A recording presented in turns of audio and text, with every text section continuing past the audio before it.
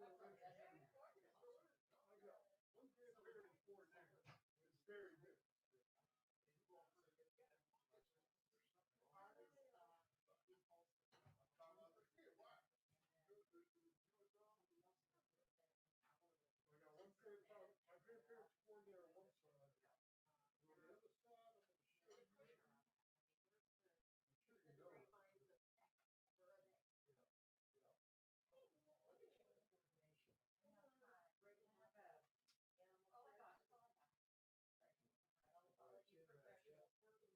is.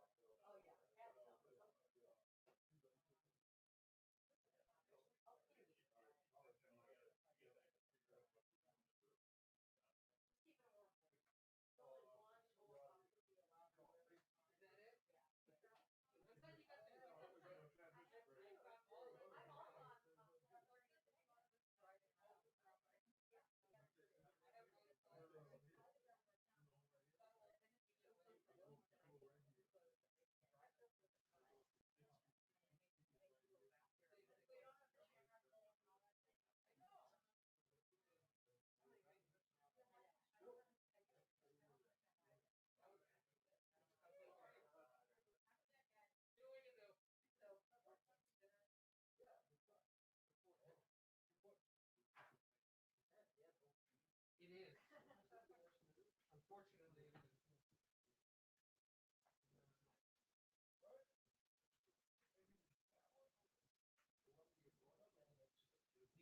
The system itself. What is the legend of it?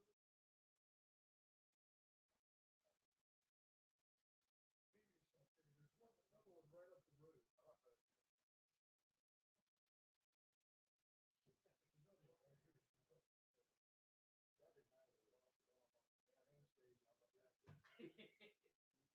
I texted Christy last week for her birthday, and I had to talk to her.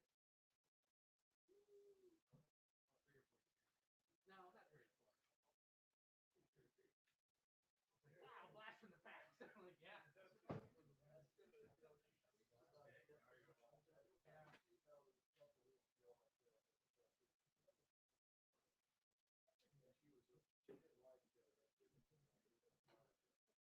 Who?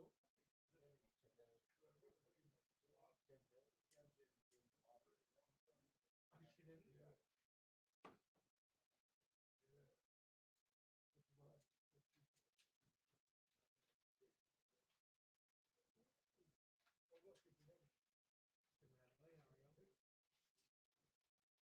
Monday and it's 40 degrees cold yesterday. How are you? But did Ohio State make it in? Yeah.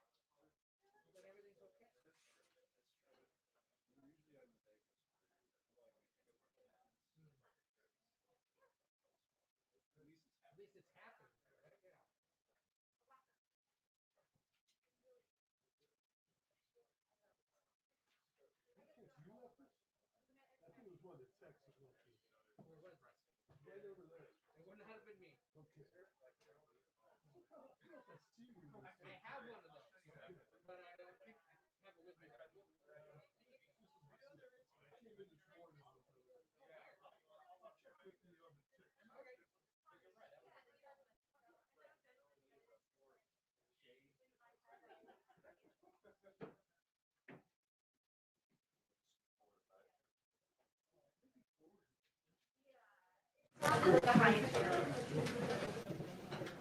Sure, you're. I think that's right. I'll try to lean out of the way here. Oh, no, he's. I think it's not so bad. Yeah, when he's up, I'll just trip. Anything else? It's always a great shot. Yeah, you're a little taller than the other one. That's like the problem. I told you this, John. I told you she was too tall. Yeah.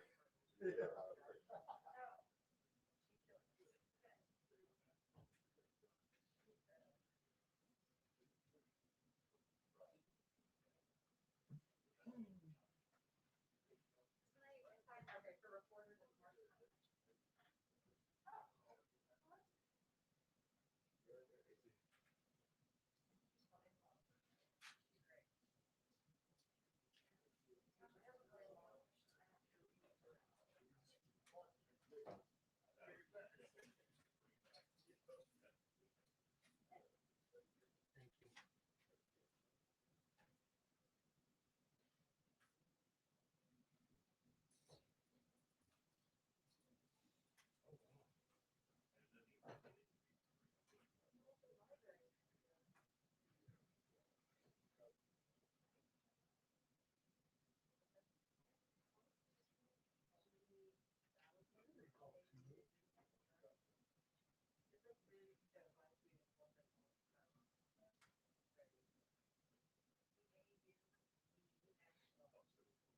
That's great. See if you can do it without meeting on the camera.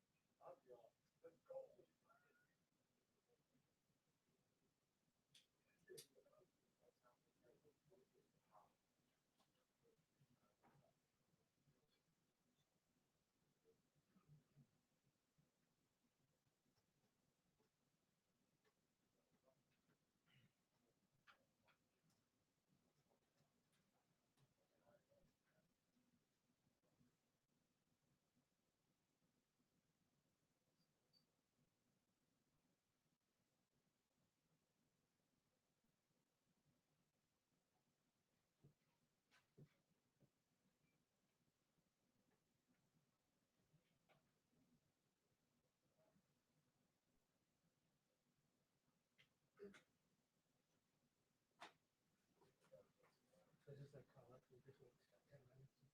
And wash it off. Just about. Still get credit for So you full credit for doing it? I don't know, your boss is there.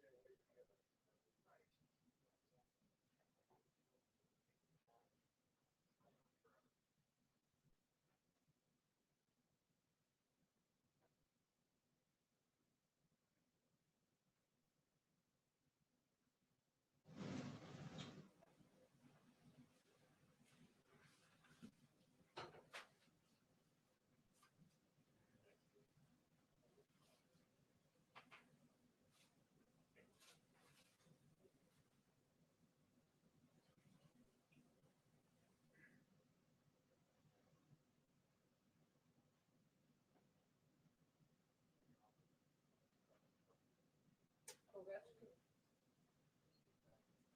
Extend the alcohol because it's still behind. Nature's healing, Ed. Hmm? Allow it to heal. What's that? So nature's healing, Ed. Allow it to heal. Exactly. All is returning to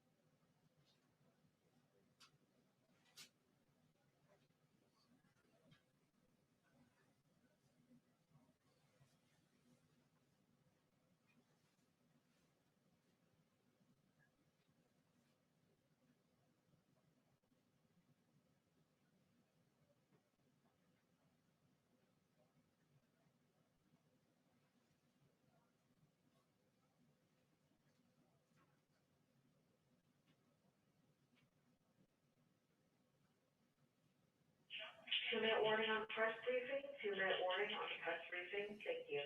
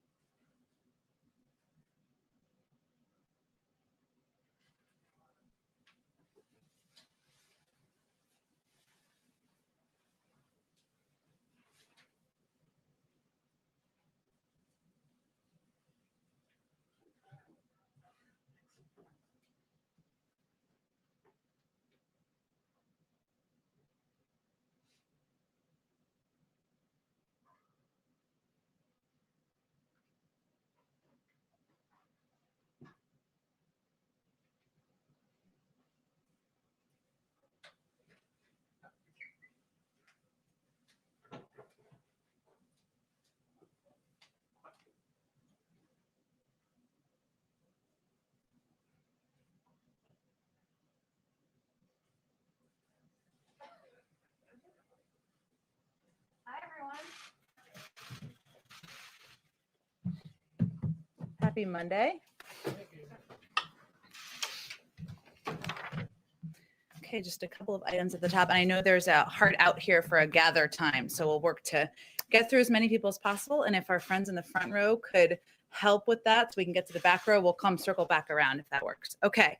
A couple things at the top. As you all know, the president is launching his Help Is Here tour to communicate directly with Americans about how the rescue plan is helping them and their families. The tour will make clear that help is here and that we're on the path towards crushing the virus and rebuilding our economy. A number of these pieces you know, but just to add a few more details. So tomorrow, the president will travel to Delaware County, Pennsylvania, to highlight how the rescue plan invests in small businesses, a key component of the package, including minority-owned businesses, so they can rehire and retain workers while keeping them safe. The vice president and second gentleman will be in Denver, also meeting with small business owners. So that will be a big piece we're highlighting tomorrow. On Wednesday, the First Lady will travel to Concord, New Hampshire to underscore how the American Rescue Plan provides $130 billion to help schools reopen. The second gentleman will convene a listening session in Albuquerque, New Mexico, with working women, including teachers. And Education Secretary Cardona will do a remote local media tour to talk about school reopenings. And I think you can see what the theme is of that day. On Thursday, the administration will showcase how the American Rescue Plan provides emergency aid to cover back rent, help homeowners catch up on their payments, and provide funding for families recovering from homelessness.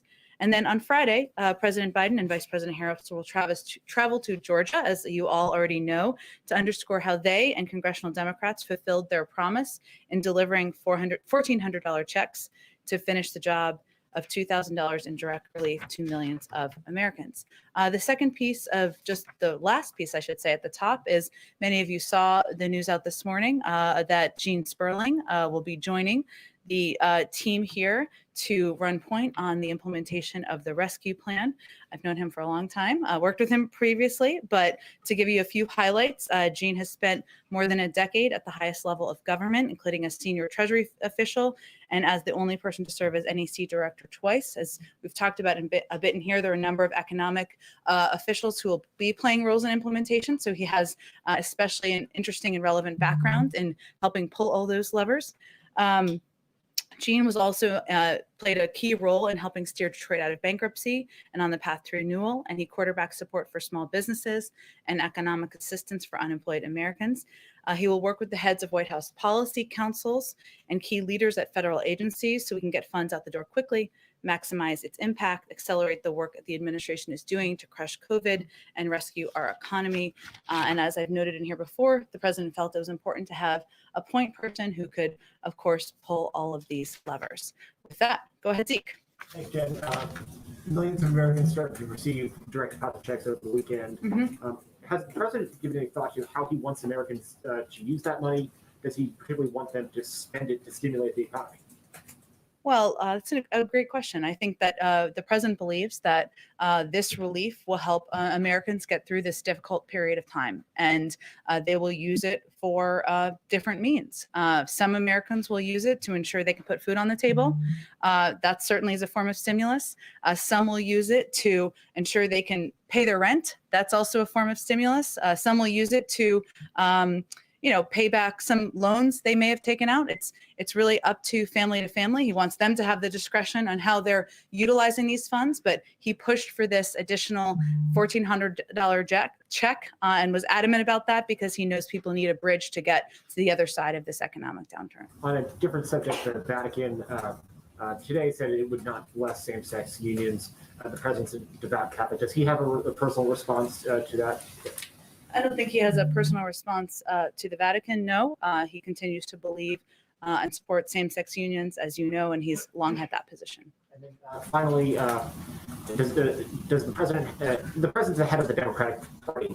What message is he sending by not calling on the New York governor to resign? Number one, and number two, tomorrow is the usual weekly call with governors. Governor Cuomo is still the head of the National Governors Association. Usually attends. Is he still welcome on the White House convened call? Well, let me first say that, like everyone who continues to read stories, new developments seem to happen every day. We find them troubling. The president finds them troubling, hard to read. And every woman who steps forward needs to be treated with dignity and respect. The New York Attorney General is pursuing, of course, an independent investigation against Governor Cuomo, and that is appropriate. And the president believes that's appropriate, as does the vice president. The investigation needs to be both quick and thorough, consistent with how serious these allegations are. And of course, our objective, though, here continues to be to get the COVID pandemic under control. And we don't want the people of New York or any state to be impacted negatively. We will continue to work with a range of governors, including Governor Cuomo, who I would expect would join the call tomorrow. We'll leave that up to him. But in order to continue to coordinate on getting the pandemic under control and economic assistance out the door. Go ahead. We'll go to you, Steve, next. So go ahead. Thanks. Just two quick ones. Given how fast-moving the situation has been, does the president believe that his administration has a handle on what's happening on the southern border right now? We certainly do. And let me just give you a bit of an update on a couple of the steps that we're taking. First, let me say that like COVID, obviously a different issue, but we recognize this is a big problem. The last administration left us a dismantled and unworkable system. And like any other problem, we are going to do everything we can to solve it. So our focus here is on solutions. Let me just walk you through a couple of the steps. And we've done this a little bit, but there's always, of course, developments on considerations that are underway. So first, we've updated, or we have not, but CDC has updated guidelines to return to full capacity. This will help expand capacity to move children more quickly out of CBP facilities. That's an important step. The implementation of that is, of course, ongoing. There's now an embedding at the president's ask of HHS and ORR staff with CBP, which will allow government to more quickly ID, vet, confirm sponsors and family members of the unaccompanied minors, and will lead to quicker placement. Because as you know, or as all of you know, big issues here are expediting what's happening at the border. None of these Border Patrol facilities are made for children, and we want to move them as quickly as possible into shelters and then into homes. FEMA, this was an announcement over the weekend, is now providing support at the border, adding extra capacity to HHS for quick processing to avoid overcrowding. We hope this will help quickly get children into HHS and ORR facilities and placed with vetted sponsors and families. President's very focused on expediting what's happening at the border at every step in the process. And then this happened on Friday, but it didn't receive there was a lot going on. So I just wanted to highlight, we rescinded the 2018 MOU between DHS and HHS, which we believe will encourage families and sponsors to come forward without fear of additional immigration enforcement. And we've seen this as an issue where family members or even sponsor families are worried that this will mean they will be tracked, and this rescinds that. That we're also looking for additional facilities, and this remains a focus. So we recognize this is a problem. We're focused on addressing it. That's just 5 steps we're taking, and we're continuing to evaluate what additional steps can be taken to address the situation at the border. One more real quick. The $130 billion in education funding, one of the big issues with past pots of ed funding is it will be obligated, but getting it spent takes time. Will that be part of Gene's mandate, ensuring that the money's not just obligated, but it actually goes out the door to make the fixes that these schools need to actually get students back into place? He'll absolutely be coordinating with the Secretary of Education, Secretary Cardona, who's going to be holding an education summit soon. I believe it might be next week. I'm not sure if they've announced it yet, so hopefully I'm not getting ahead of them. And part of that is working with schools and school districts on identifying best practices and sharing them, figuring out how to ensure that the schools who need funding get the funding. There will be a requirement that schools who get funding have to do a report within 30 days of how they will reopen their schools. So a big part of the implementation, of course, it will be led by the Department of Education, but that is a pivotal part of the rescue plan and one the Americans strongly support, and certainly Gene would have a role in coordinating that. Go ahead. Jen, is Mexico doing enough to stem the flow of migrants across the territory? Across the territory from South America into Mexico? I think we work extremely closely with the country of Mexico on addressing what is a challenge for us and certainly a challenge for them. There's always more that can be done, Steve, and I think part of our engagement is having those diplomatic conversations and having discussions about what more can be done at all the borders. And separately, on North Korea, have you reached out to them and tried to engage in dialogue, and have they responded in any way? I know there were some reports over the weekend on exactly that. And so I can confirm that we have reached out. We obviously have a main series of a number of channels, as we always have had, that we can reach out through. We also are focused on consulting with many former government officials who've been involved in North Korea policy, including from several prior administrations. And we have and will continue to engage with other Japanese and South Korean allies to solicit input, explore fresh approaches. We've listened carefully to their ideas, including through trilateral consultations. Our goal is, of course, diplomacy is always our goal. Our goal is to reduce the risk of escalation, but to date, we have not received any response. Surprised by that they haven't responded? Well, Steve, as you know, because you follow this issue closely, and I know and have covered past administration, this follows over a year without active dialogue with North Korea. Despite multiple attempts by the U.S. to engage. So diplomacy continues to remain our first priority. We have, I think you can all anticipate that there will be a continued expansion of engagement with partners and allies in the region, and this will, of course, be a topic of discussion. Go ahead. Yes, can you bottom line for us again, what is the hope and expectation from this Help Is Here tour this week? Over the next couple of days. A big focus is we want to take a moment or take some time, more than a moment, to engage directly with the American people and make sure they understand the benefits of the package, how they can benefit from the package, and how it's going to help them get through this difficult period of time in our economy and our economic recovery, and also give them a sense of how we're going to use it to help address the pandemic. We recognize that signing the bill is just a first step, and getting the money out the door, ensuring people know how they can benefit, how it will help their local communities is an important part as well. Fair to say you're trying to shore up the strong support for the law as it already exists. Well, I would say the bill is already quite positive. But what the president recognizes from his own experience is that when it's a package of this size, people don't always know how they benefit and what it means for them. And last week I was talking to him about one of the pieces of the package, the checks, and he asked me to explain to him, how do you explain to people how checks get out the door? So this is what's on his mind, right? How do people know how this money will help their schools?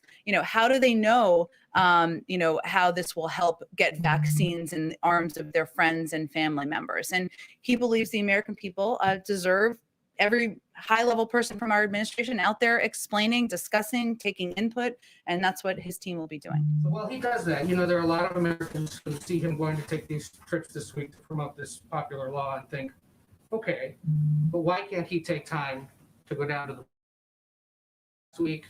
When you've said before, it takes a lot of resources to get him there. It's taking a lot of resources to get him to Pennsylvania and Georgia this week. Why not take the time to schedule something to go there as well? Well, I would say, Ed, that his focus is on developing solutions, pushing his team, encouraging his team to develop solutions that will expedite processing at the border, that will open more facilities, that will ensure kids are treated with humanity and also treated safely. And that's his focus. And so that's where he's putting his efforts on immigration. And what is the status of allowing cameras into some of these facilities? We've been asking for weeks about whether or not the press will ever get a chance to see either the Border Patrol or the HHS facilities. We continue to support transparency and from the White House, and DHS oversees some of the facilities, HHS oversees facilities. I know that they're working through how to provide access in a way that abides by COVID protocols and also protects the privacy of people who are staying in those facilities. One Cuomo. Has the president himself spoken to the governor? No. Has anyone here at the White House spoken to the governor? Not that I'm aware of, no. Thank you. Go ahead. Thank you. First, a question about workplace safety. OSHA is up against a deadline set by President Biden to decide whether or not there need to be emergency temporary standards for COVID-19 safety for the next 6 months. Is there any concern that additional federal regulations might, and the cost of complying with them might be a burden on businesses already struggling to survive? Well, first, the president signed an executive order, which I know you're familiar with, but back maybe the third day he was in office, because he wants to ensure that workers are, of course, safe. He's asked the American people to do their part to help quickly beat the virus. And he has directed OSHA to determine if an emergency temporary standard was necessary to protect workers from COVID. So his objective is actually to protect workers and members of the workforce. The OSHA has been working diligently, but we, of course, believe they should have the time to get it right and time to ensure it's right. And so we're waiting for them to make a conclusion. And as the voice of the White House, how hard would it be to convince people in some states that are trying to open up quickly that there are new federal rules that they need to follow instead? Well, there are no new federal rules yet. We will let OSHA put out their guidelines. And then, of course, we will work to ensure that people understand why and that they support workers being safe, which I think even many owners of businesses would support. And then on immigration, does FEMA's arrival at the border mean that the administration feels what is happening down at the border is a disaster? One of the steps that the president felt would help not become a final solution, but help expedite processing, help ensure that people who are coming across the border have access to health and medical care. Clearly, the numbers are enormous. This is a big challenge, and it certainly is a reflection of using every lever of the federal government to help address that. With FEMA, though, specifically, their mission is helping people before, during, and after disasters. We've heard you say that it's a problem, that it's a challenge. Is it now a disaster? I appreciate the opportunity. I do like your mask. But I will say that FEMA is there to help ensure that the people who are at the border, who are coming across the border, have access to HHS and ORR shelters that we can swiftly placed them with vetted families. They're playing a number of roles there to address what we feel is a significant problem and a significant challenge. And I think we haven't been hiding about that. And then just a quick final one. DHS said that the FEMA plan for 90 days would be to receive, shelter, and transfer unaccompanied children. Does that mean that the federal government now is moving beyond the message from the last couple of weeks, which was now is not the time to come? No, we are doing both, and it's a complicated problem, no doubt about it. We are sending the message clearly in the region. Now is not the time to come, but also we want to ensure that people are treated with humanity, who are children, who are unaccompanied children. That's who we are as a country, and so we are doing both. Go ahead. Thanks, Jen. Given what we're saying at state legislatures in terms of tightening voting restrictions, some groups are saying that the White House should consider reprioritizing voting rights over infrastructure. Is that something that's under consideration here at the White House, to reprioritize and focus on voting rights next, now that the ARP is out? Well, first I would say that HR 1, as you all know, has passed the House. S1, I believe, will be I think put forward officially later this week, or that's what reports suggest. We are working closely with senators who we've engaged directly with on this, with staff, and we are very deeply engaged in working with members of the Senate and their teams on how this can move forward. I wouldn't say one is over the other. Voting rights and ensuring people have access to voting, that it is easier, not harder, is a core priority for the president. That's why his team is so engaged in this process. And of course, investing in infrastructure, ensuring that we can create good, clean energy, union jobs is also a priority. You have to walk and chew gum as president of the United States, and certainly he believes both are imperative and important. And then on infrastructure, is there concern that any tax increases on as related to the package that would slow down economic growth at all?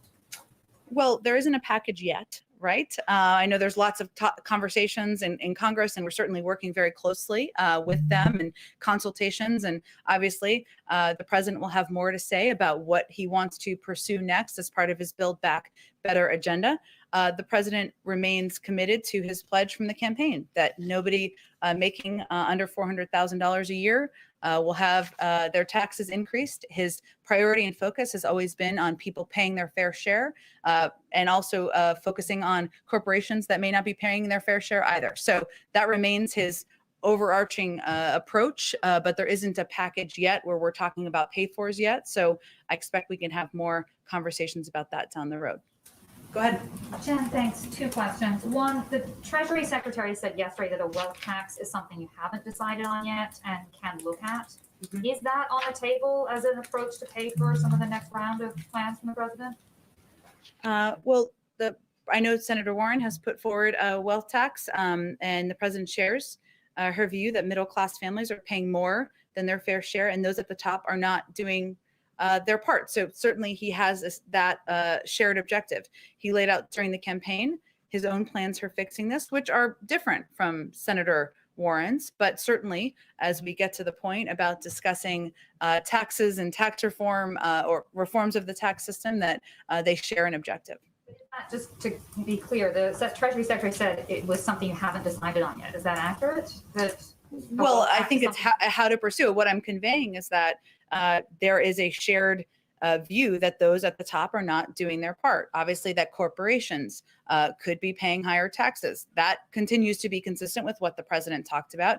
He had a different proposal he put forward than the one Senator Warren has put forward. But, you know, as is always the case with democracy in action, when it's the appropriate time, I'm sure they'll discuss, and he will discuss with others what their views are of how to address this moving forward. And then also the EU is starting legal action against the United Kingdom for not honoring Brexit conditions. Does the US support this action, and is the president particularly concerned given his support for the Good Friday Agreement? Yeah, let me see if I have something on this for you, and if not, I'm happy to get something for you after the briefing. We continue to encourage both the European Union and the UK government to prioritize pragmatic solutions to safeguard and advance the hard-won peace in Northern Ireland. We would, of course, encourage you to speak to those governments directly about any legal actions. President Biden has been unequivocal in his support for the Belfast Good Friday Agreement. This agreement has been the bedrock of peace, stability, and prosperity for all the people of Northern Ireland. And we also welcome cooperation between our British and Irish counterparts on the Northern Irish Border Protocol. Go ahead, Hans. Just a quick housekeeping one. Sure. When does Gene start? Let me see what I have here for you. I do know he's currently in California, and so he'll be working remotely for a period of time until he has his vaccine. Let me see if I have a timeline for him. I'll check on that for you, Hans. Just a quick follow-up, and maybe after, but will he be in the West Wing or the EOB? Where will his office be? Well, he will be working remotely for some period of time. His title will be White House American Rescue Plan Coordinator and Senior Advisor to the President. Try to fit that on a card. I don't know. Long one, but impressive.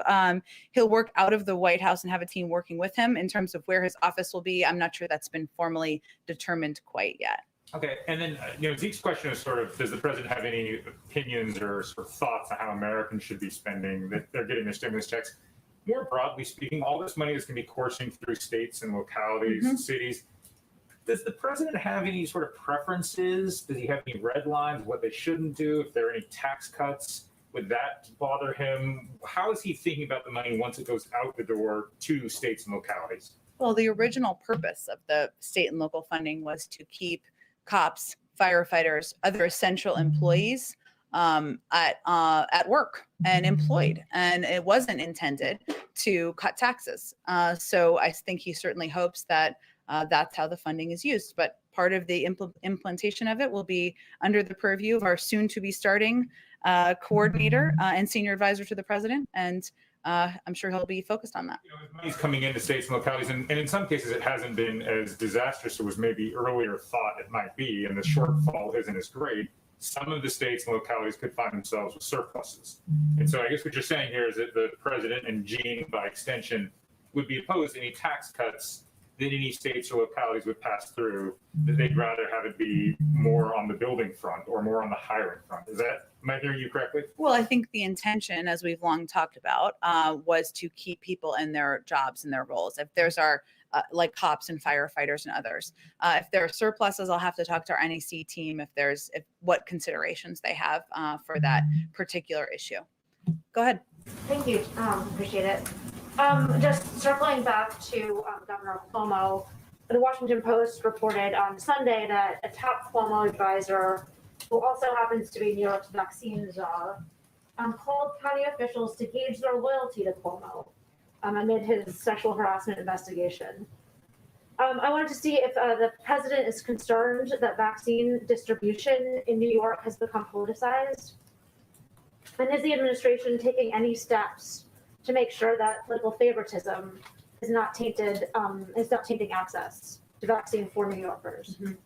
Well, first, let me say we all read those stories. One was in your outlet. There were a number of other stories out there, and certainly we found them concerning about this inappropriate reported behavior.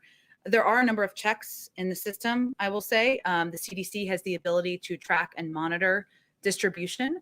And we've talked about this a little bit before as it relates to equitable distribution of vaccine supply. And so every vaccine box is tracked and we know where it's going, and the CDC can track that and monitor. And if there are, we work to ensure that it is equitably distributed and that there are not steps that are taken that are concerning. The other piece is that we work with local health officials across the state, right? We work with officials, who are overseeing distribution in all of the different cities, localities, to ensure that they are getting what they need, that there are no breaks in the system, and we are engaged across the board, especially in a state like New York, and we certainly track any concerns that come up.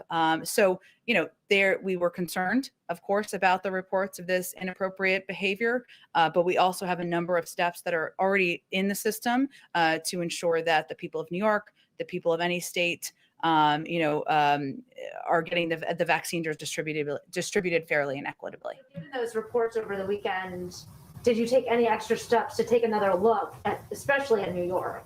Because the allegation is quite concerning, I would think, for not only on New Yorkers, but all Americans.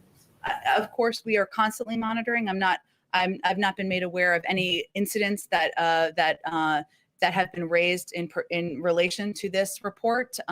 There are regular reports out of states that we take a look at, even before this report. But if there is, I can see with our team if there's anything new as it relates to this report from this weekend. And then also, on Cuomo, just following up from an earlier question, it's our understanding that Governor Cuomo he doesn't merely participate in these calls, these COVID calls, but he is in fact leads them and is a big player in terms of organizing them. And so we're curious if the president has any concerns with that, with his sort of level of leadership over this critical piece in, the COVID response. Well, it would be up to the NGA to determine if they were to make a change on that front. It's also up to the legislature and others in New York to determine if he still has the confidence of the people in the state. But our focus from here, from the federal government, is of course supporting that independent investigation, which we adamantly do, but also working with governors across the country, with the NGA, with the DGA, with others, to address issues that come up, or hear from them and listen to them and work with them on COVID and addressing COVID, getting the pandemic under control, et cetera. And we will continue to work with a range of governors across the country. Trump administration, it was not set up this way. My understanding is under the Trump administration, Vice President Pence was doing these weekly calls. And this has been a shift to go from Pence to somebody like Governor Cuomo at this point. So I'm wondering if perhaps the White House wants to shift it back towards the White House or away from the NGA, which happens to be led by a governor who has a lot of things going on in the state at the moment. Well, one of the reasons that it's been set up to engage directly with governors is that there were operational aspects of the way the last administration approached COVID and approached COVID, the distribution of vaccines, or approached planning and engagement with governors that wasn't working. They didn't feel they had the information they needed. They didn't know when they were getting vaccine supply. And our effort was to work much more directly in a range of means, in a range of ways, up and down the ranks in these states to ensure that we were addressing the local needs as they came up. So I'm not aware of any plan to shift that approach. Comfortable with Cuomo essentially leading these weekly calls? Again, this is up to, I think he's in that position because he is head of the NGA, and it's up to the NGA to determine if that's where they want to see things moving forward. Just quickly on immigration, given the FEMA deployment to the border, I wanted to see if the administration is going to ask Congress for any additional emergency money to secure the border or fund resources to house or provide additional care for children who are there. The problems is there's an immigration bill that we've certainly proposed that we hope that members of both parties will take seriously and engage in a constructive conversation about. The issues and challenges we're facing are not solely about funding at all, but I'm not aware of additional requests for immediate funding. I'm happy to check on that as well. And then one absolute last question about this is related to some appointments at the Department of Justice. My colleague Nancy Cook of Bloomberg News wrote a story last week, I believe, noting that liberal groups are growing concerned that there are a number of attorneys who are being appointed to top positions who have a background of defending large companies, including connections to Apple and Facebook. And these groups are asking that some of these attorneys recuse themselves in matters of antitrust matters. I'm just wondering if the administration or the White House shares that concern and is considering asking them to recuse themselves on some of these larger big tech antitrust matters that will be coming up, presumably. I'd have to look at it more closely. It may be a decision for the Department of Justice to make, but I will look more closely and see if we have a view from the White House about recusals. Go ahead. Thank you. Oh, okay. Go ahead in the back. Go ahead in the back. Thank you very much, Jane. Quick follow-up on the border. Does President Biden plan to visit the border? I don't have any trips to preview for you at this point in time. If we do, we will certainly preview them. Something he's considering or talking about? I don't have anything to preview for you. Okay, going back to the vaccine. I know you say the goal is to vaccinate Americans first, but I want to go back to the AstraZeneca supply sitting here in the U.S. without approval. many countries are seeking, Brazil is also seeking access to the supply. Brazil is in urgent need. Scientists around the world are saying that Brazil is a threat to the world right now, the situation there, the crisis there. Dr. Fauci said last week that the most important thing to do in Brazil is to get more people vaccinated as soon as possible. But Brazil is struggling. So when can we expect that these countries that need it right now and can use right now because they have the approval there, when can we expect they can have access to maybe this supply, maybe in June or July? Well, we are engaged with a range of countries. I'm certain with Brazil as well about their requests. And we are, of course, focused. The president is focused on ensuring that all Americans, all adult Americans are vaccinated. That's the first objective here. But we are looking forward to being, players in the global community's effort to address the global pandemic. There was a significant announcement made on Friday coming out of the Quad Summit about supply that we have agreed to work with the Quad members to provide to a range of countries and regions. And we are certainly open to discussing and considering, when we can provide additional supply. But I don't have anything to preview for you, predict in terms of the timeline. We're going to have to just go on because otherwise we're not going to get to everybody. Go ahead. So a new poll from NPR and Marist said that nearly half of Republican men won't get the vaccine when it's available to them. And I know that last week you said that the Democratic administration might not always be the best messenger to communicate to everyone kind of the importance and the benefits of getting the vaccine. And so I just wanted to ask if the White House is making plans to try to boost Republican receptivity to the vaccine. And can you share what any of those ideas are? Sure. First, the president's goal is to vaccinate all Americans, not just those who voted for him. Right now, the phase we're in is that demand for the vaccine still outstrips supply. We won't be in that phase forever, but right now the big issue is access and people wanting to have access to the vaccine. And so we're focusing on how to make it as convenient and accessible for Americans as possible. And I talked about this very briefly last week, but we know we need to meet everyone where they are, and that includes conservatives and ensure there are trusted messengers who lead the way in those engagements. 81% of Republicans said they would trust their own health provider this weekend to provide reliable information about a COVID-19 vaccine. This is consistent with what I was conveying last week and some of the data that we've seen internally about how, yes, there are a number of prominent officials out there who, if they were more vocal about getting the vaccine, we'd certainly support that. But also doctors and local health providers we see poll after poll are one of the most trusted authorities in communities, regardless of people's political affiliation, as are religious leaders and local leaders as well. So we are very mindful of that and thinking of ways to support, empower, help fund those efforts. We're also meeting regularly with conservative groups, faith leaders, and rural stakeholders to partner with them in boosting vaccine confidence. But I also have a couple of examples that I found interesting. Hopefully you do as well.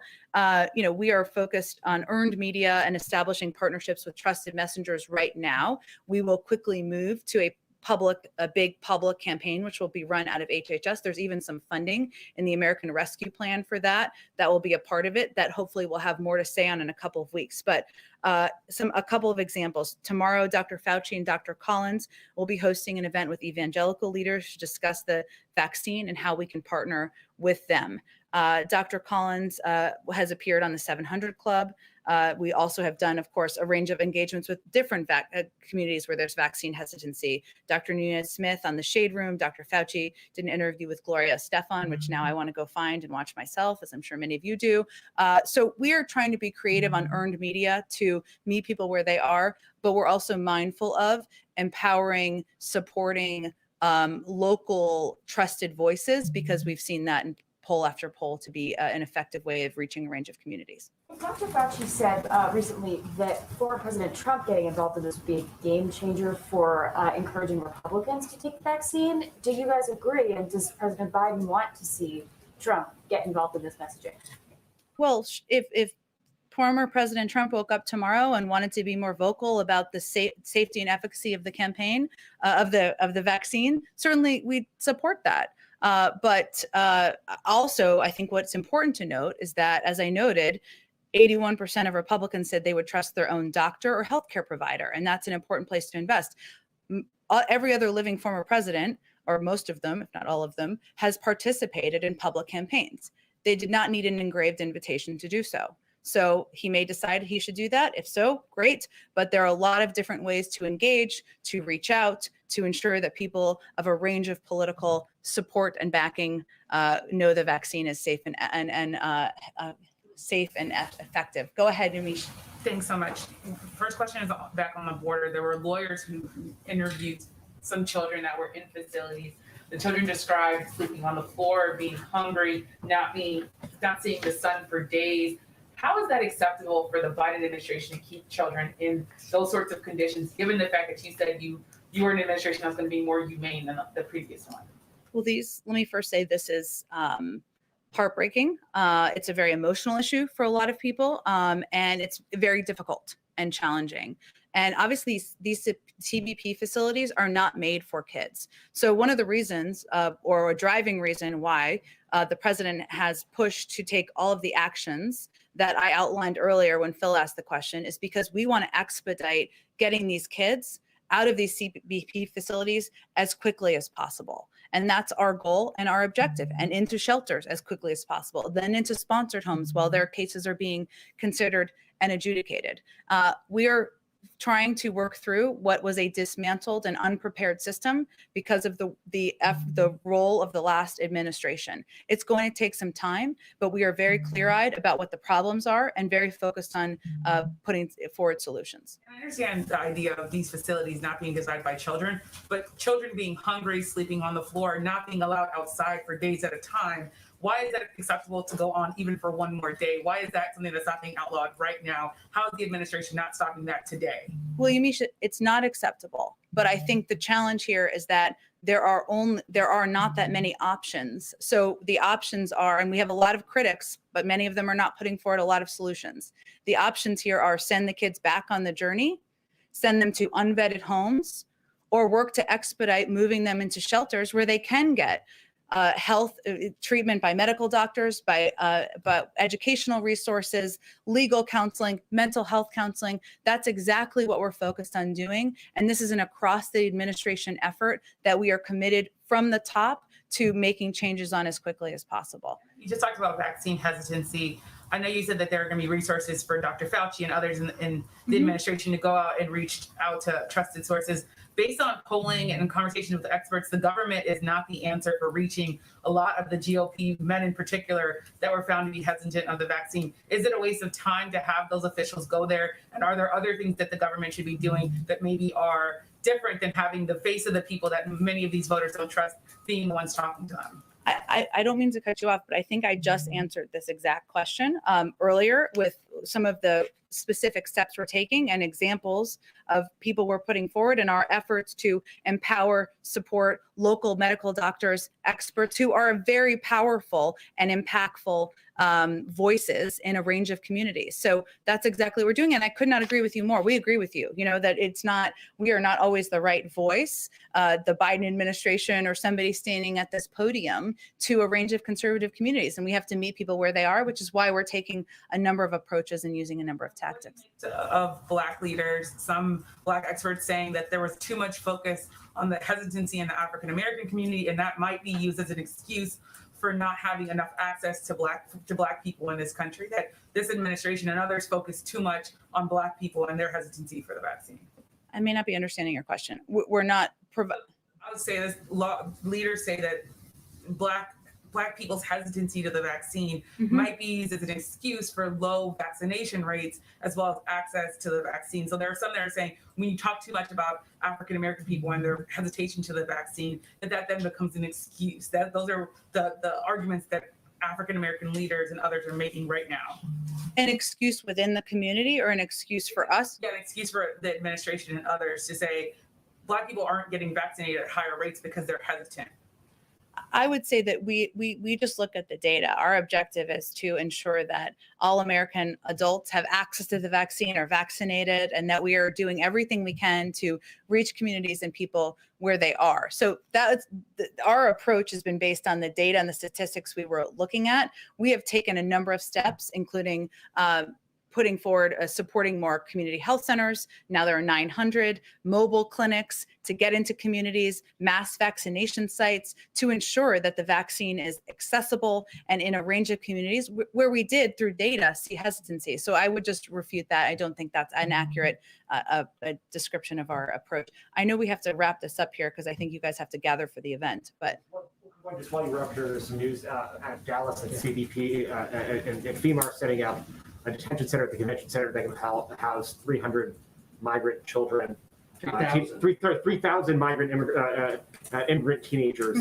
Is that consistent with the administration's stated values, and what protections are being put in place in that facility to make sure that these teenagers are cared for? Well, I'd have to look at the specific report. I would say that we have been looking at additional facilities to open, to move children, unaccompanied children, into facilities where they can receive access to healthcare, educational resources, mental health resources, legal resources, and certainly we would ensure that we are meeting the standard that we have set out, but I'd have to check into those specific reports since they happened while we were up here. Thank you, everyone.